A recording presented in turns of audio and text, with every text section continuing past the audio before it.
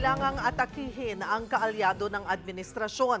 Yan ang sagot ni Vice President Sara Duterte sa tanong kung kamusta ang relasyon nila ni House Speaker Martin Romualdez. May sagot naman si Romualdez kaugnay ng maugong na People's Initiative. Magbabalita si Marian Enriquez.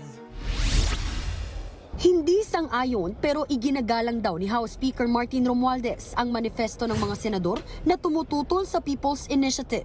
Partikular na binabasura ng mga senador ang layunin ng People's Initiative na magkasamang boboto ang Senado at Kamara para sa charter change o CHA-CHA.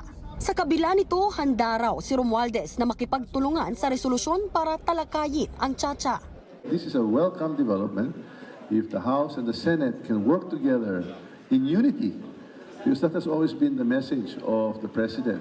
Ayon kay Albay Representative Joey Salceda, lumampas pa sa 12% requirement ang pumirma para sa pag-amyenda sa saligang batas sa pamamagitan ng People's Initiative. Bukod pa ito sa 3% na kailangan sa bawat legislative district. Giit ni Salceda, dapat hayaan ng Senado na taong bayan ang magdesisyon. Sa tao naman tayo makinig, hindi sa 24 tao. Para naman kay Senador Jinggoy Estrada, kaduda-duda ang timing ng isinusulong na People's Initiative. Pushing for CHA-CHA at this time, when midterm elections are just around the corner, is not only untimely, but also a blatant disregard of the people's mandate. Binanatan din ng senador ang umano'y nangyayaring signature buying. Imbis na idiretso sa taong bayan yan, merong konting suhol, kumbaga. Well, I do not want to use the word bribery kasi na-allergic ako rin sa salitang bribery.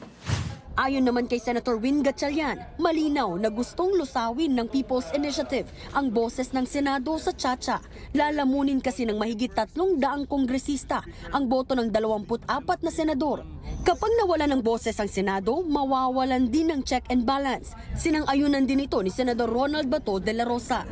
Huwag niyo kaming saksakin sa likod na gagawin ninyong amendment yung voting jointly. Di ba? Oh, wrong move kayo eh. Nung una niyong pasok yung amendment ninyo is kakapunin niyo kagad na Senado.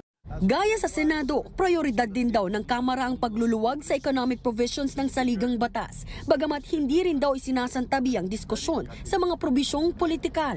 Itong mga political provisions, pwede pang usapan, pero siguro unahin muna natin yung economic. Isa rin naman sa mga may pahaging kay Romualdez si Vice President Sara Duterte. Sa isang event, natanong siya kung kumusta ang relasyon nilang dalawa.